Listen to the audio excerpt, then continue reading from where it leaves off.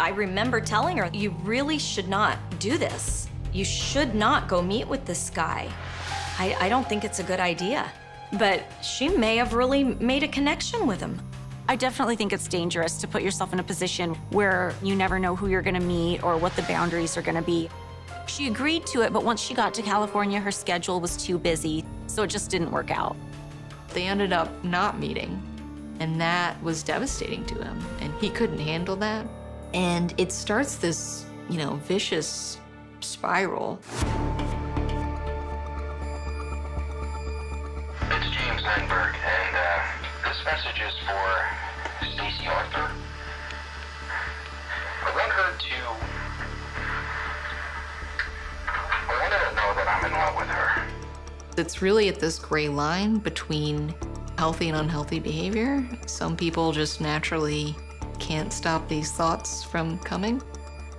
And that was another one of his quirks, as it were. He really loved to take pictures of women, and at the time, you didn't have digital photos. You had to go and get them developed, and the camera shop said, oh yeah, he's in here all the time, so he already has this unhealthy behavior of ogling women. He had frequented Playboy clubs and had gotten into trouble with security when they continued to ask him not to take photos.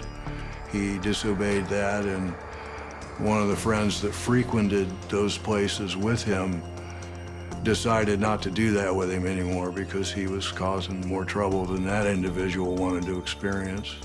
So we can see now that he has this obsessive behavior around women.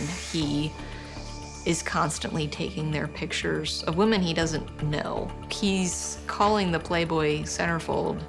He knows she gets paid for this. He knows he's paying her, but he still thinks that they have this friendship, and it starts to snowball. I do love you. I'm in love with you. And it hurts.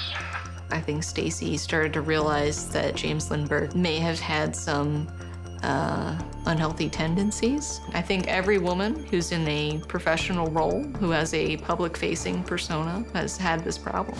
And she decides, you know what, I'm gonna put a stop to this. I just really think it's going to be best if we take a break. I think Stacy was always kind to people. She always saw the good in people and believed that people were good deep down. The way Stacy worded that message, it makes me think of how women are always taught to be people pleasers and not offend men and let people down gently. And I think that's what she was trying to do. I just don't think it's worth it. It was nice talking to you, and I felt we developed a really good friendship. Jim was always very protective of Stacy. He thought he could keep her safe from anything. And he definitely wasn't gonna let this person actually see Stacy. And that's when James Lindbergh's behavior really starts to get out of control.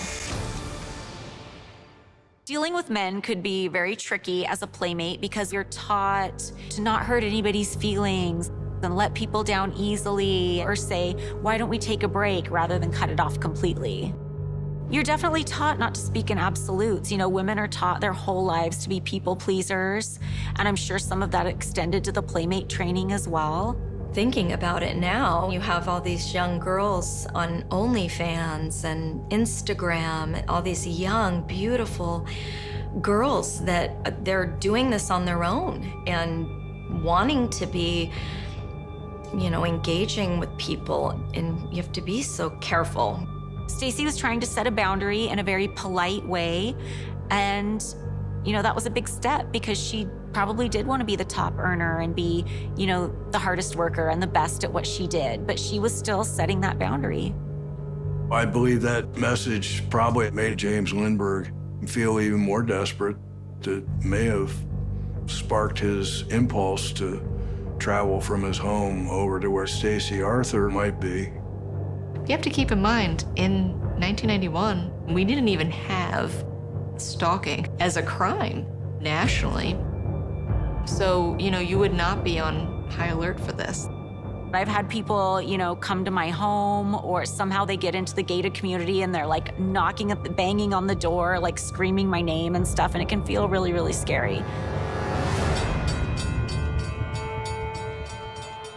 On October 20th, James Lindbergh set off from Sacramento, California on a train, and then he traveled to Cincinnati where he rented a car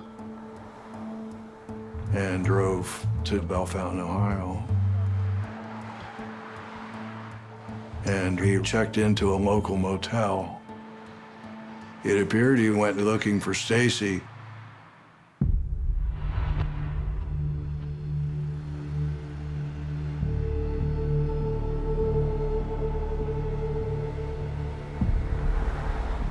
James Lindbergh has been in this motel for a few days now.